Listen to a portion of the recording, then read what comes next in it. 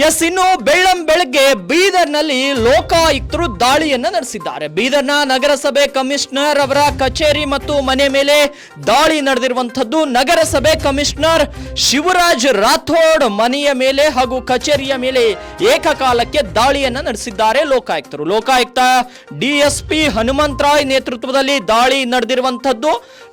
DSP Hanumantharay ಸೇರಿ 4 ಅಧಿಕಾರಿಗಳು ಹಾಗೂ ಸಿಬ್ಬಂದಿಗಳಿಂದ ದಾಳಿಯನ್ನ ನಡೆಸಲಾಗಿದೆ. ಜನವಾಡ ರಸ್ತೆಯಲ್ಲಿರುವಂತಹ ಕ್ವಾರ್ಟರ್ಸ್ ಮೇಲೆ ಕೂಡ ಏಕಕಾಲಕ್ಕೆ ದಾಳಿಯನ್ನ ನಡೆಸಿ ದಾಖಲೆಯನ್ನ ಪರಿಶೀಲನೆ ಮಾಡ್ತಾ ಇದ್ದಾರೆ. ಕ್ವಾರ್ಟರ್ಸ್ ನಲ್ಲಿ ಮನೆಯ ಮುಂದೆ ಅಧಿಕಾರಿಗಳು ಕಾಯ್ತಾ ಇದ್ದಾರೆ, ಲೋಕ ಅಧಿಕಾರಿಗಳು. ಯಾಕಂದ್ರೆ ಕಮಿಷನರ್ ಶಿವರಾಜ್ ರಾಥೋಡ್ ಮನೆಯಲ್ಲಿ ಇಲ್ಲದ ಕಾರಣ ಅಧಿಕಾರಿಗಳು ಹೊರಗಡೆ ನಿಂತಿದ್ದಾರೆ.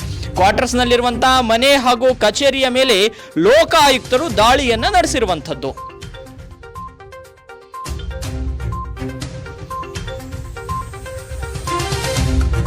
जाएंगे फिर।